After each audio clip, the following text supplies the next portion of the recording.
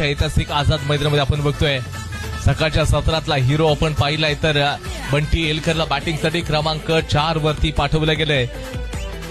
बंटीची जी विध्वंसक फलंदाजी होती, आक्रमक फलंदाजी, तिला ब्रेक लावलेला आहे, परंतु बंटीने त्याला मिळालेल्या संधीचं सोनं केलं। आपली जी भूमिका अतिशय यथोचितरित्या त्याने पार पडली।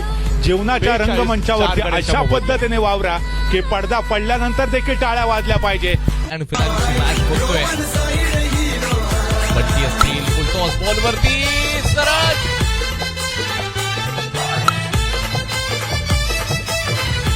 ठरतात या ओव्हरमध्ये। हो पुन्हा एकदा